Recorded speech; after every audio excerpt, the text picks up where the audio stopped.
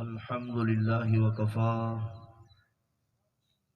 والصلاة والسلام على سيدنا محمد المصطفى وعلى آله وأصحابه وأزواجه البررة التقى. أما بعد فأعوذ بالله من الشيطان الرجيم. بسم الله الرحمن الرحيم. وذرني ومن يكذب بهذا الحديث. صدق الله العظيم وصدق رسوله النبي الكريم الأمين. إن الله وملائكته يصلون على النبي يا أيها الذين آمنوا صلوا عليه وسلموا تسليما. اللهم صل على سيدنا ومولانا محمد النبي الأمي وأزواجه أمهات المؤمنين وذريته وعطرته كما صليت على إبراهيم وعلى آل إبراهيم إنك حميد مجيد. الصلاة والسلام عليك يا رسول الله. الصلاة والسلام عليك يا سيدي يا حبيب الله وعلى آلك وصحابك يا سيدي يا نور الله. مولاي صل وسلم دائما أبدا على حبيبك خير الخلق كلهم. اللہ جل وعلا کی حمد و ثنا حضور نبی محتشم صلی اللہ علیہ وآلہ وسلم کی پاک بارگاہ میں ہدیہ درود و سلام عرض کرنے کے بعد مقتدر علماء ذیت شام، حفاظ و قراء، عزیز طلبہ اور دیگر محتشم سامعین، آج ہم اور آپ سب کا یہاں پہ جمع ہونا خالی از مقصد نہیں بلکہ ایک مسلمان بھائی کی ایصال ثواب، دعائے بخشش اور دعائے مغفرت کے لیے حاضر ہیں. دعا ہے اللہ تعالیٰ جناب محمد حسین صاحب اور فیاض حسین صاحب کے والد امیر محمد صاحب مرحوم مغفور کی کامل بخشش اور مغفرت فرمائے. اللہ تعالیٰ ان کے درجات بلند فرمائے. محتشم سامعین، جس نے بھی توحید و رسالت کا اقرار کیا ہے، اپنے آپ کو مومن اور مسلمان جس نے بھی کہلوایا ہے، اس کے ذمہ یہ عام ذمہ داری ہے، فرض ہے کہ کلمہ پڑھ کر پھر قرآن کے احکامات سے منہ نہ موڑے. جب ایک مکمل ضابطہ حیات، کمپلیٹ کوڈ آف لائف، پوری دنیا کے اندر صحیفہ انقلاب مانی جانے والی کتاب قرآن کو اس نے پڑھ لیا، علماء سے سن لیا، زندگی اور موت میں ترقی کا ذریعہ سمجھ لیا، اب اس کے بعد بات ختم ہو جاتی ہے کہ قرآن کے کسی حکم سے مسلمان ہو کر منہ موڑے. قرآن نے فرما دیا نماز پڑھو، اقیم الصلاۃ. اب کلمہ پڑھنے والے کے لیے مناسب نہیں ہے کہ وہ نماز سے منہ پھیر لے. قرآن نے کہہ دیا وَآتُوا الزَّکَاۃَ، زکوٰۃ دو. اب توحید و رسالت کا اقرار کرنے والا اس حکم ربی سے منہ موڑے زیب نہیں دیتا. رب تعالیٰ نے ارشاد فرمایا بیت اللہ شریف کا حج کرو. اگر کوئی بندہ استطاعت کے باوجود، طاقت کے باوجود، مالی معاملات مناسب ہونے کے باوجود پھر بھی حج نہیں کرتا، مسلمان کہلانے کا صحیح معنوں میں حقدار نہیں ہے. رب تعالیٰ نے ارشاد فرمایا کہ کتب علیکم الصیام، اے مومنو تم پر روزے فرض ہیں تو اب بندہ صحت سلامتی کے باوجود رمضان کے مہینے کو خالی موڑ دے، کلمہ پڑھنے کا حق ادا نہ ہوا۔ قرآن نے کہہ دیا حلال اور حرام کی تمیز کرو، والدین کے ساتھ اچھا سلوک کرو، ہمسایوں کے حقوق کا خیال کرو، بیوی بچوں کا خیال کرو، چھوٹے بڑے کا حیا کرو۔ ان تمام تر چیزوں کو پڑھنے اور سننے کے باوجود اگر کوئی کلمہ پڑھنے والا مستی کی دنیا میں آ جاتا ہے تو رب تعالیٰ بھی اسے دھمکی آمیز لہجے میں ارشاد فرماتا ہے۔ اور یہ بات دور رسالت سے لے کر قیامت تک ڈنکے کی چوٹ پہ قرآن میں تلاوت کی جائے گی، ہوتی رہے گی، ہو رہی ہے، ہوتی رہی۔ اب وہ لوگ اس وعید شدید کی زد میں آ جائیں گے جنہوں نے قرآن پڑھ کر، قرآن سن کر اس کے احکامات سے منہ موڑا، کیونکہ موجودہ دور بڑا مشکل دور ہے۔ بالخصوص سٹیج کی دنیا منبر رسول پر بیٹھ کر حق گوئی کا حق ادا کرنا اس وقت تلوار کی دھار پہ چلنے کے مطابق ہے۔ اگر آپ شراب کے خلاف بات کریں گے تو بدمست لوگ تمہاری مخالفت کریں گے، اگر تم سود کے خلاف کانٹا دبا کے رکھو گے تو معاشرے کا ناسور سودی تمہارے خلاف بہت بڑی سازش کرے گا، اگر تم راشی و مرتشی رشوت کے خلاف بات کرو گے تو زمانے کی رشوت خور، چاہے وہ کسی منصب پہ بیٹھنے والا ہو، اس کا گریڈ اے ہو، بی ہو، سی ہو یا ڈی ہو، سکیل اس بھیڑیے کا 17واں ہو یا 20واں ہو، وہ آپ کے خلاف بک بک کرنے کے لیے کوئی کسر نہیں چھوڑے گا۔ لیکن قرآن کا حکم ہے تم نے یہ اے بی گریڈ نہیں دیکھنے، 20واں 30واں سکیل نہیں دیکھنا، تم نے محمد عربی علیہ السلام کا معیار دیکھنا ہے، تم نے کلمے کے سٹینڈر اور معیار کو دیکھنا ہے کہ میں توحید اور رسالت کا متوالا ہوں، میں کیا جانوں دنیا دار کمینوں کو، قرآن کے احکام کے مخالف کو، بس شریعت کا کوڑا لہرا دینا پھر مومن مسلمان کا کام ہے، نتیجہ خدا کی ذات پہ چھوڑ دینا چاہیے۔ کچھ بھی کائنات کے اندر کوئی کسی کا نہیں بگاڑ سکتا۔ رب العزت نے اس وقت پیارے حبیب علیہ السلام کو جب لوگوں نے تنگ کرنا شروع کیا، قرآن کے احکامات سے منہ موڑنا شروع کیا، حضور علیہ السلام پریشان رہنے لگے کہ اب ان کا کیا کیا جائے، یہ قرآن کی بات نہیں مان رہے، کلمہ طیبہ کی طرف نہیں آ رہے، توحید و رسالت کے احکامات سے یہ روگردانی کر رہے ہیں۔ رب العزت نے پیارے حبیب علیہ الصلوۃ والتسلیم کو تسلی دیتے ہوئے ارشاد فرمایا سورہ قلم شریف کے اندر، ذرنی سونا چھوڑ دے میں کو، ذرنی مجھے چھوڑ دیجئے، وَمَن يُكَذِّبُ بِهَذَا الْحَدِيثِ، یہاں پہ تمام مفسرین نے لکھا یہاں حدیث سے مراد قرآن مجید فرقان حمید ہے۔ اے پیارے حبیب مجھے چھوڑ دیجئے، اور ان لوگوں کو جو قرآن کو جھٹلاتے ہیں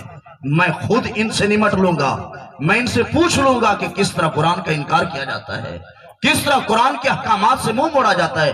سَنَسْتَدْرِجُهُم مِّنْ حَيْثُ لَا يَعْلَمُونَ، میں ایسا ایسا انہیں ایسے تباہی کی طرف لے جاؤں گا انہیں پتہ بھی نہیں چلے گا، وَأُمْلِي لَهُمْ، میں ان کو مہلت بھی دوں گا، لَإِنَّ كَيْدِي مَتِينٌ، لیکن ان کو کہہ دو میری پکڑ، میری تدبیر، میری حکمت عملی بڑی مضبوط ہے، میں الٹا لٹکا دیتا ہوں، پتہ بھی نہیں چلتا، تباہ و برباد کر کے رکھ دیتا ہوں، اس وقت پتہ چلتا ہے جب تباہی کا پانی سر سے پھر جاتا ہے۔ اے پیارے حبیب ذرنی ومن یکذب بہذا الحدیث، اے پیارے پریشان نہ ہو، مجھے بھی چھوڑ دے، ان لوگوں کو جو یعنی قرآن کا جھٹلاتے ہیں، قرآن کے احکامات کو نہیں مانتے، میں خود رب قدیر ہو کر ان سے نمٹ لوں گا، پھر میں ان سے پوچھوں گا بتاؤ رب کے احکامات سے منہ کیسے موڑا جاتا ہے۔ بڑے بڑے مفسرین نے اس آیت کریمہ کے تحت تفسیر کرتے ارشاد فرمایا، حضور سیدنا سفیان ثوری رضی اللہ تعالیٰ فرماتے ہیں، آپ نے فرمایا وَأُمْلِي لَهُمْ کا مطلب یہ ہے، رب فرماتا ہے سَنُسْبِغُ عَلَيْهِمُ النِّعَمَ، یعنی میں دنیا داری کے اندر مستغرق رہنے والے، قرآن حدیث سے دور رہنے والے، نماز کا حکم سن کر اس کے باوجود نماز سے دور رہنے والے، اذان سن کر اس کے باوجود مساجد کو ویران رکھنے والے، رمضان کا نام سن کر پھر بھی روزہ نہ رکھنے والے، سود کے متعلق حرمت کا حکم سن کر پھر بھی اس گندگی کو کھانے والے، رشوت جیسے غلیظ جناب والا دھندے کو معاشرے کے اندر رواج دینے والے، رب تعالیٰ فرماتا ہے ہم ان پر نعمتوں کی برسات کر دیتے ہیں، وَنُنْسِيهِمُ الشُّكْرَ، لیکن شکر بھلا دیتے ہیں۔ یہ پھر مستی میں آ جاتا ہے، اگر میں برا ہوتا، رب میرے اوپر ناراض ہوتا، میری گاڑی نہ ہوتی، میرا بنگلہ نہ ہوتا، میرا منصب نہ ہوتا، میری عزت نہ ہوتی، میرا رقبہ نہ ہوتا، میرا بینک بیلنس نہ ہوتا، اور آپ فرماتے کمینے تجھے سمجھ نہیں آئی، سَنُسْبِغُ عَلَيْهِمُ النِّعَمَ، میں نے تجھے مال و دولت دیا، یہ کوئی عزت کی دلیل نہیں ہے، یہ میرے راضی ہونے کی دلیل نہیں ہے۔ ذرا تاریخ کی اوراق گردانی کر کے دیکھ، رزق تو میں نے فرعون کو بھی بڑھا دیا، رزق تو نمرود کے پاس بھی بڑا تھا، رزق تو دشمن خدا قارون کے پاس بھی بڑا تھا۔ دنیا دار بڑے بڑے اس دنیا کے اندر آئے، وہ بھی کہتے رہے رب ہم پہ راضی ہے، لیکن رب نے فرمایا میں نے نعمتیں ان کو دی، وہ مستی میں آ گئے، مجھے بھول گئے، میرے رسول کو بھول گئے، میری کتاب کو بھول گئے، میرے احکامات، میرے فرامین، میرے امور کو بھول گئے۔ لیکن سنو، نُنْسِيهِمُ الشُّكْرَ، میں نے نعمتیں دے کر شکر والی نعمت تم سے چھین لی ہے، تم اس دھوکے میں ہو رب راضی ہے۔ نہیں نہیں، میں بھی ناراض ہوں، میرا رسول بھی تم پہ ناراض ہے۔ پھر حضرت امام ورق رضی اللہ تعالیٰ فرماتے ہیں اس آیت کریمہ کی تفسیر کے تحت، آپ فرماتے ہیں کہ فَلَمَّا أَحْدَثُوا خَطِيَّةً، جب کوئی بگڑا ہوا انسان نیا گناہ کرتا ہے، جَدَّدْنَا لَهُمْ نِعْمَةً، رب فرماتے ہیں ہم اس کو نئی نعمت عطا کر دیتے ہیں تاکہ یہ اسی چیز میں رہے، اسی گند میں لت پت رہے۔ اس نے سمجھا کہ تنخواہ بڑی ہو شاید حق ہونے کی دلیل ہے، اس نے کہا کہ سکوٹی والے زیادہ ہوں شاید یہی حق ہونے کی دلیل ہے، اس نے کہا کہ ہاتھ پاؤں چومنے والے زیادہ ہوں یہی حق کی علامت ہے۔ رب تعالیٰ نے فرمایا ہرگز نہیں۔ فَلَمَّا أَحْدَثُوا خَطِيَّةً، جب بندہ دنیا داری کے نشے میں آ کر، جب بندہ غلط معیشت اور معاشرت کما کر، جب بندہ غلط صحبت میں بیٹھ کر کوئی نیا گناہ کرتا ہے، رب فرماتے ہیں اسے نئی نعمت دے دو، پھر اے اللہ تو کیا کرے گا؟ رب تعالیٰ ارشاد فرماتا ہے وَأَنْسَيْنَاهُمُ الشُّكْرَ وَالْإِسْتِغْفَارَ وَالتَّوْبَةَ، اب یہ دنیا میں مست ہو کے رہ گیا، نہ اسے توبہ کا خیال رہا، نہ بخشش کا خیال رہا، نہ اس نے روٹھے رب کو منایا۔ میں رب اس کے ساتھ اب جو حشر کروں گا وہ پوری دنیا دیکھے گی۔ اقتدار مل گیا، اس نے کہا بس اب ہم ہیں، چھوکریاں نچوا لو، لوگوں کی عورتوں کو ننگا کرا دو، اپنی بیوی کے اوپر ترپال ڈلوا لو۔ رب نے فرمایا حرام خورا، میں تجھے نشان عبرت بناؤں گا، تو نے میرے قرآن کو نہیں مانا، میں نے پردے کا حکم دیا، تو نے چھوکریوں کو روڈوں پہ نچوا دیا، میں نے نبی پاک علیہ السلام کی عزت کا حکم دیا، تو نے نبی پاک علیہ السلام کی تعظیم کرنے والوں کے لاشیں روڈوں پہ تڑپا کے رکھ دیے۔ اب میں رب جس انداز میں تجھے پکڑوں گا تیری نسلیں یاد کریں گی، قیامت تک کے لیے میں لوگوں کو بتا دوں گا اور تم کس بات کی مولی ہو، تم تو چھوٹے موٹے افسر ہو۔ میں نے وزیر اعظم کو وہ ہاتھ ڈالا کہ نشان عبرت بنا کے رکھ دیا۔ جب یہ گناہ کرتے ہیں رب نعمت دیتا ہے، یہ غرے ہو جاتے ہیں، رب فرماتے دھوکے میں نہ، میرا نعمتیں دینا یہ میری رضا کی دلیل نہیں ہے، میری رضا کی دلیل یہ ہے کھانا ملے نہ ملے رب کے حکم کی تعمیل ضرور کرنی ہے۔ یہ نہیں ہے کہ غربت آ جائے تو بندہ کہ پتہ نہیں کیوں میرے ساتھ یہ مسئلہ کیوں ہوا،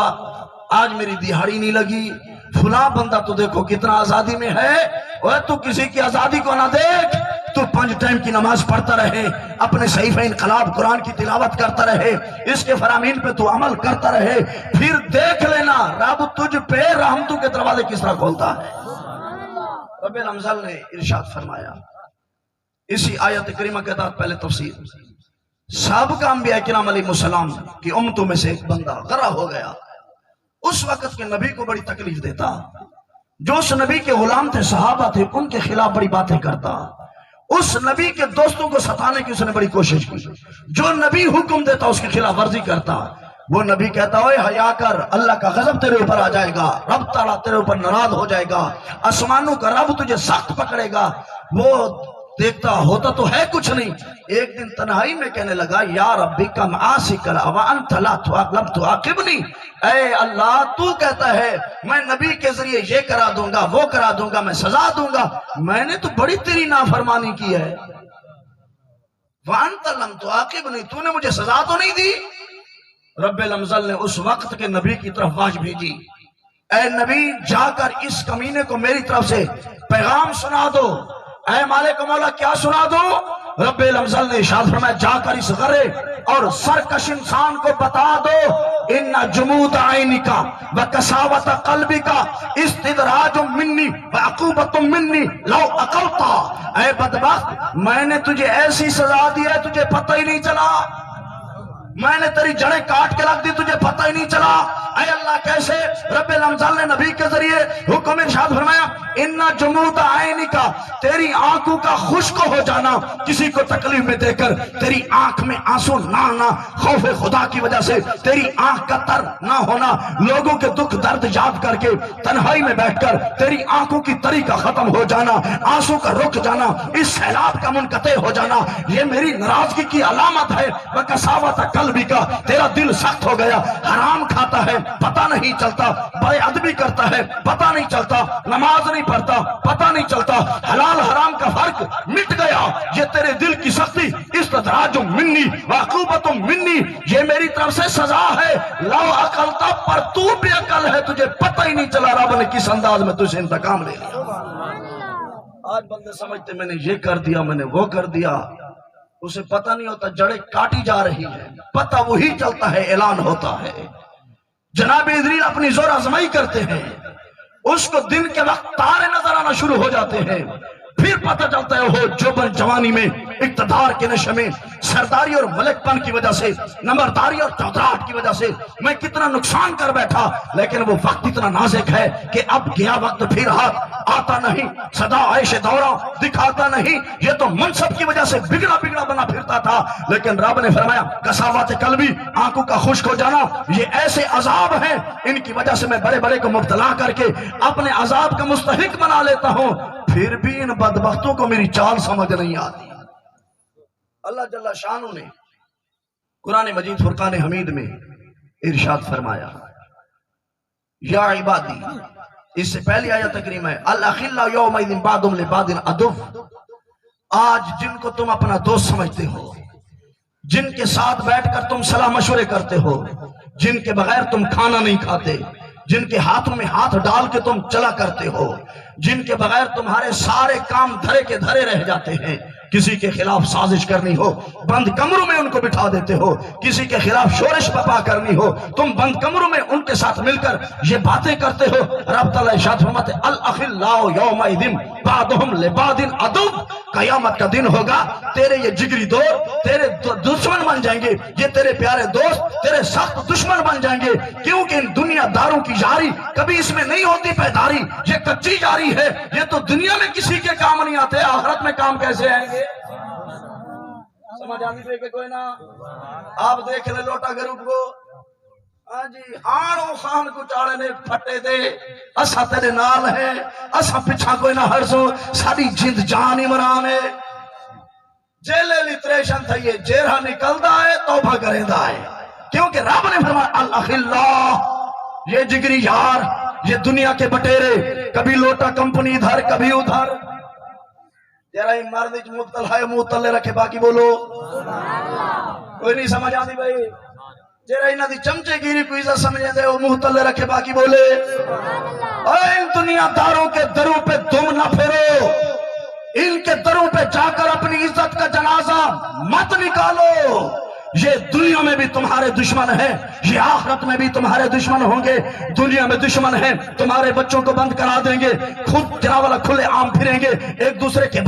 خلاف بات کر کے یہ پھر ایک ہی مجمع میں اکٹھے ہو جاتے ہیں، تم آپس میں لڑتے رہتے ہو، سیاسی اختلافات کی وجہ سے وہ ایک دوسرے کو گلے ملتے ہیں، تم نے شادیاں برادریاں چھوڑ دی، تم نے رشتے منقطع کر دیے، رب نے اس حقیقت کو بیان کرتے ہوئے فرمایا الاخلاء یومئذ بعضهم لبعض عدو، جن کو تم گہرے یار سمجھتے تھے، قیامت کے کڑے وقت میں، قیامت کے کڑے ویلے میں، قیامت کی سختی میں وہ ایک دوسرے کے دشمن بن جائیں گے، ان کی دوستی کام نہیں آئے گی۔ اے مالک و مولا، پھر کن کی دوستی کام آئے گی؟ کون ہے وہ وفادار یار جس کی دوستی یہاں پہ بھی کام آئے گی وہاں پہ بھی کام آئے گی؟ رب العزت نے ارشاد فرمایا الا المتقین، جو تقوی و طہارت والے ہیں، نیکی کی بات کرنے والے ہیں، ڈنکے کی چوٹ پہ حق بات کرنے والے ہیں، برائیوں سے دور رہنے والے ہیں، نیکیوں کو گلے کا ہار بنانے والے ہیں، جن کی جلوت الحلوت رب کے خوف میں گزرتی ہے، رسول اللہ کی عشق اور مستی میں گزرتی ہے۔ رب نے فرمایا الا المتقین، جب سارے چھوڑ جاتے ہیں، ایسے پکے یار، ایسے پرہیزگار، ایسے نیکوکار دنیا میں بھی بازو تھام کے رکھتے ہیں، آخرت میں بھی یاری پکی کر کے دکھائیں گے۔ نعرہ رسالت، نعرہ خلافت، نعرہ حیدری۔